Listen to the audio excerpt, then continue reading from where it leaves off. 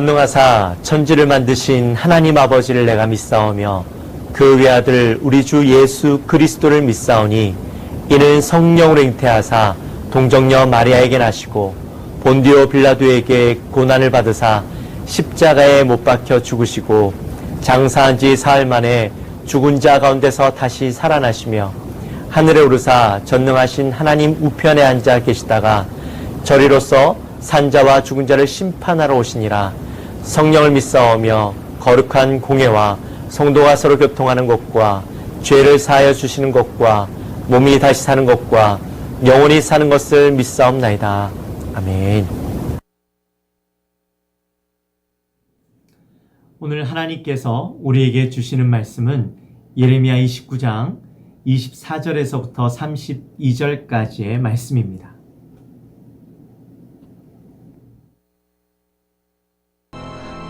너는 느헬람 사람 스마야에게 이같이 말하여 이르라. 만군의 여호와 이스라엘의 하나님께서 이와 같이 말씀하여 이르시되, 네가 네 이름으로 예루살렘에 있는 모든 백성과 제사장 마세야의 아들 스바냐와 모든 제사장에게 글을 보내 이르기를, 여호와께서 너를 제사장 여호야다를 대신하여 제사장을 삼아 여호와의 성전 감독자로 세우심은 모든 미친 자와 선지자 노릇을 하는 자들을 목에 씌우는 나무고랑과 목에 씌우는 쇠고랑을 채우게 하심이오늘, 이제 내가 어찌하여 너희 중에 선지자 노릇을 하는 아나돗 사람 예레미야를 책망하지 아니하느냐? 그가 바벨론에 있는 우리에게 편지하기를 오래 지내야 하리니 너희는 집을 짓고 살며 밭을 일구고 그 열매를 먹으라 하셨다 하니라. 제사장 스바냐가 스마야의 글을 선지자 예레미야에게 읽어서 들려줄 때 여호와의 말씀이 예레미야에게 임하여 이르시되, 너는 모든 포로에게 전언하여 이르기를, 여호와께서 느헬람 사람 스마야를 두고 이같이 말씀하셨느니라. 내가 그를 보내지 아니하였거늘 스마야가 너에게 예언하고 너에게 거짓을 믿게 하였도다. 그러므로 여호와께서 이와 같이 말씀하시니라. 보라, 내가 느헬람 사람 스마야와 그의 자손을 벌하리니 그가 나 여호와께 패역한 말을 하였기 때문에 이 백성 중에 살아남을 그의 자손이 하나도 없을 것이라. 내가 내 백성에게 행하려 하는 복된 일을 그가 보지 못하리라 하셨느니라. 이것은 여호와의 말씀이니라.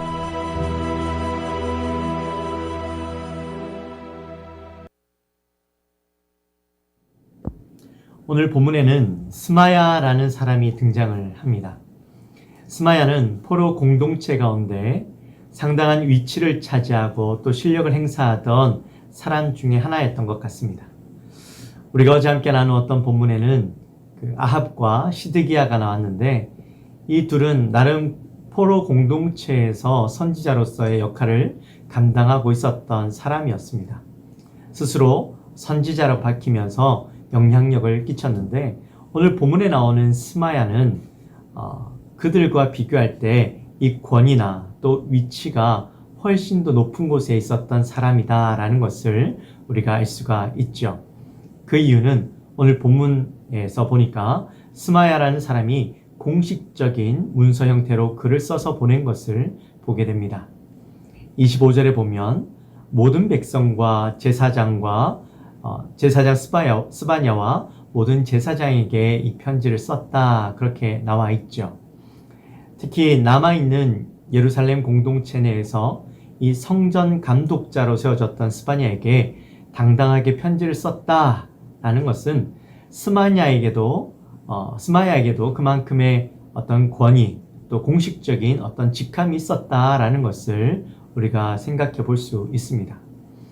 아마 제사장 중에서 상당한 위치에 있었고 또 힘이 있는 그런 사람이었던 것 같습니다. 그가 보낸 편지의 내용을 보면 제사장 스바냐에게 매우 강하게 질책하는 모습이 나타나 있죠. 26절 말씀입니다. 여호와께서 너를 제사장 여호야다를 대신하여 제사장을 삼아 여호와의 성전 감독자로 세우심은 모든 미친 자와 선지자 노릇을 하는 자들을 목에 씌우는 나무 고랑과 목에 씌우는 새 고랑을 채우게 하시면을.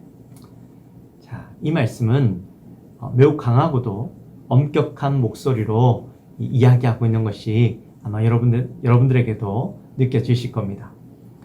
스바냐는 성전 감독자라는 위치에 있었죠. 이 성전 감독자는 당시 예루살렘에서 대제사장 다음으로 권위 있는 위치였습니다. 그러니까 서열로는 두 번째였던 것이죠. 그러니 스바냐의 그 권위에 아무나 대항하거나 함부로 이야기할 수 있는 그런 사람들은 없었습니다. 하지만 그런데도 불구하고 이 스마야가 스바냐를 향해서 강하게 질책했다라는 것은 아마 이 스마야도 굉장한 위치에 있었다라는 것을 이야기하겠죠. 근데 이 스바냐가 여호야다 대신에 성전 감독자로 세워졌다라는 이런 표현이 나옵니다. 여호야다가 정확하게 누구를 의미하는지 잘 알 수는 없습니다. 이 시대 이전에 선임자가 여호야다였는지 아니면 다른 누군가를 지칭하고 있는지 잘 알 수는 없지만 우리가 유대 역사를 한번 쭉 봤을 때 여호야다라는 유명한 인물이 있었죠. 바로 유다 7대 왕이었던 이 아달랴에 대해서는 반기를 들고 이후에 8대 왕이었던 어린 요아스를 왕으로 세웠던 사람, 그 사람이 바로 이 여호야다죠. 어린 요아스를 하나님의 말씀으로 양육하고 또 성전을 회복하고 수리하는 데 큰 공을 세웠던 사람, 그 사람이 바로 이 대제사장 여호야다였습니다. 근데 대제사장이었던 여호야다를 성전 감독자라고 표현했던 것, 글쎄요, 뭐 어떻게 우리가 봐야 할지는 잘 모르겠지만 만약에 그 여호야다가 오늘 스마야가 이야기하고 있는 여호야다라면 여호야다처럼 하나님의 충성스러운 인물이 되기를 바라고 또 여호야다의 정신과 영적인 것들을 계승하기를 바라는 어떤 마음들이 전하려고 했던 것이 아닐까라고 우리가 추측해 볼 수 있을 겁니다.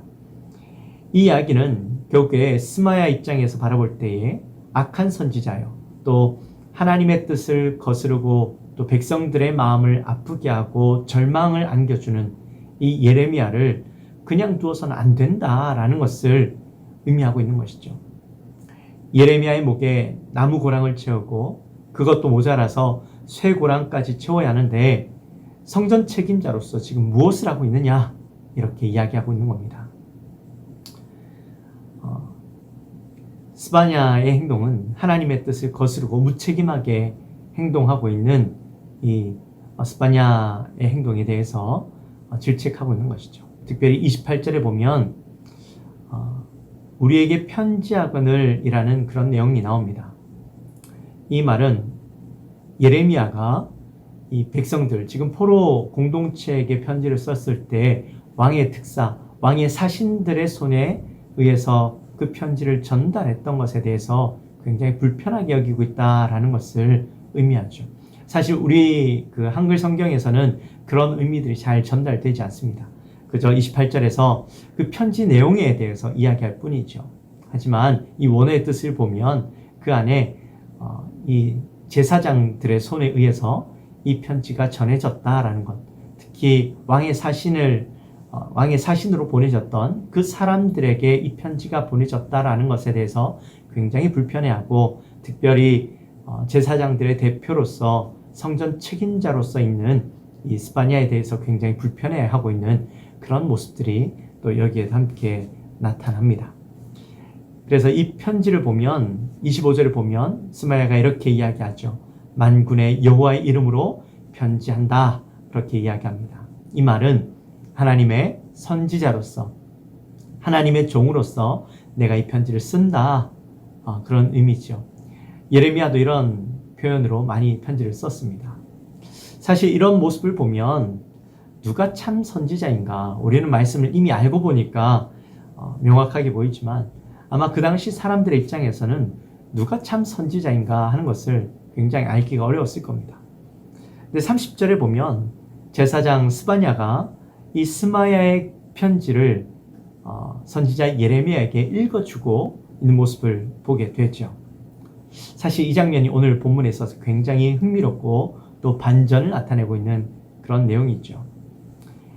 사실 오늘 이 30절만 봐도 이 스바냐가 누구를 더 신뢰하고 있는가 하는 것을 우리가 잘 알 수가 있습니다. 많은 사람들이 예레미야를 신뢰하지 않았죠. 하지만 성전 책임자였던 스바냐, 그리고 우리가 그저께 함께 나누었던 사신으로 보냄을 받았던 엘라사, 그마랴는 예레미야에 대해서 신뢰하고 있었다라는 것을 우리가 그들의 모습을 통해서 알 수가 있습니다. 사실 예레미야는 얼마나 힘들었겠습니까? 하나님의 선지자로서 말씀을 전하지만, 선포하지만 하나님의 말씀을 듣지 않고 도리어 자기가 외면을 당하고 또 사람들로부터 질타를 당하고 가족들과 가까운 친구들로부터도 외면을 당해야 되는 그 상황 가운데 있을 때 사실 하나님의 뜻이지만 하나님의 말씀이지만 선포하는 것이 굉장히 힘들었을 겁니다. 그런데 그런 힘든 가운데 하나님께서 자기를 신뢰해주고 믿어주는 사람을 붙여주었다라는 것, 그것은 아마 예레미야에게 큰 힘이 되었을 것이고 그가 끝까지 사역을 감당하는데 큰 도움이 되었을 겁니다. 어찌되었든 이스파냐가 스마야의 편지를 들려줄 때에 하나님의 말씀이 예레미야에게 임하게 되죠. 하나님께서 분명히 말씀하십니다. 내가 그를 보내지 아니할거늘 스마야가 너희에게 예언하고 너희에게 거짓을 믿게 하였도다. 자, 이 말씀이 얼마나 무서운 말씀입니까? 이 말씀을 좀 묵상을 해보면요, 지금 스마야조차도 자기의 위치와 권위를 통해서 자신은 하나님의 사람이요, 또 하나님의 예언을 받는 자라고 생각을 하고 있었다라는 겁니다. 모두의 뜻과 생각이 하나님의 뜻이고 또 자기도 그 하나님의 뜻을 알고 있기 때문에 이렇게 예언했다라고 생각을 했다라는 것이죠.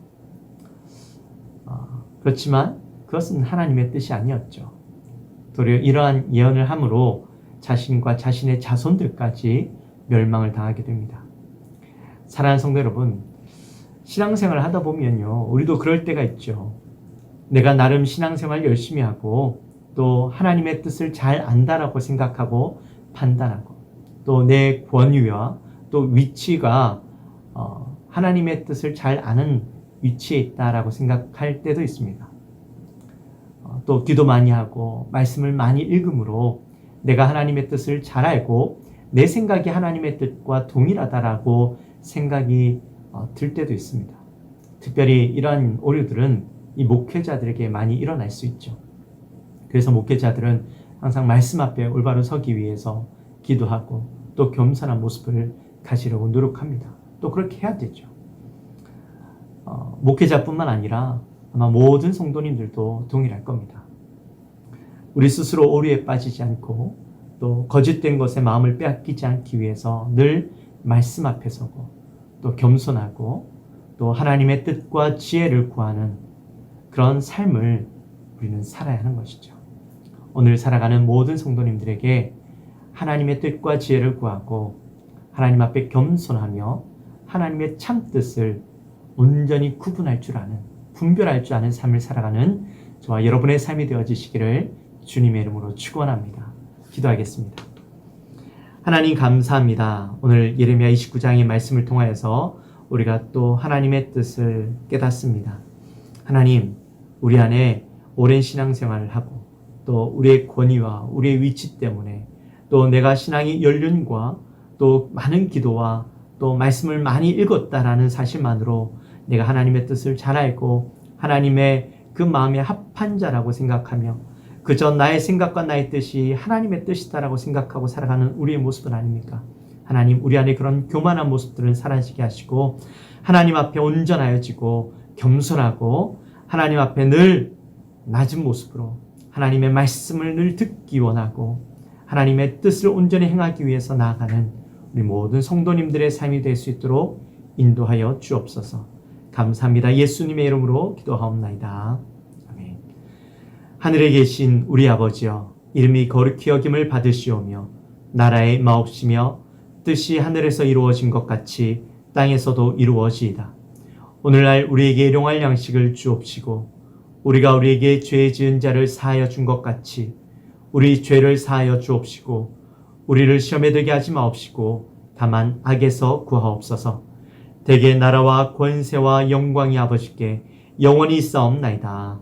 아멘.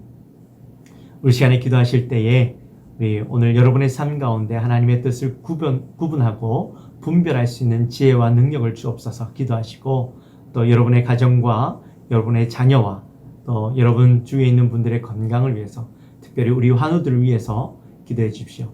특별히 오늘 코로나가 계속해서 우리 활개를 치는데 우리 코로나가 빨리 종식되어질 수 있도록 함께 기도해 주시고 우리 빨리 예배 현장에서 모여 예배할 수 있도록 우리 은혜를 주옵소서. 특별히 코로나 중에 우리 성도님들 믿음 연약하여지지 아니하고 믿음 굳건히 붙잡고 나갈 수 있도록 주 인도해달라고 우리 함께 주여 한번 크게 부르짖고 기도하며 나갑니다. 주여! 하나님 아버지 감사합니다. 저희들을 사랑하시고 오늘도 귀한 하나님의 말씀을 우리에게 주시니 감사합니다. 하나님, 우리 안에 겸손함, 하나님, 우리 안에 부족함을 인정하고 하나님의 말씀을 온전히 바라보며 하나님의 뜻을 구하는 우리가 될 수 있도록 인도하여 주옵소서. 성령 하나님, 우리 모든 성도님들 그 삶 속에서 하나님을 온전히 바라볼 수 있는 믿음 있게 하여 주옵소서. 하나님, 우리 사랑 모든 영광교회 성도님들 그 삶을 주장하여 주시고 그 가정을 붙잡아 주시고 믿음으로 한 가정 되게 하시며 특별히 코로나로 인해서 어려움 당치 않도록 저들을 붙잡아 주옵소서. 믿음이 굳건히 세워지게 하시고 연약한 육신들 가운데 있는 자들에게 샘을 부어주시고 회복의 능력을 허락하여 주시옵소서.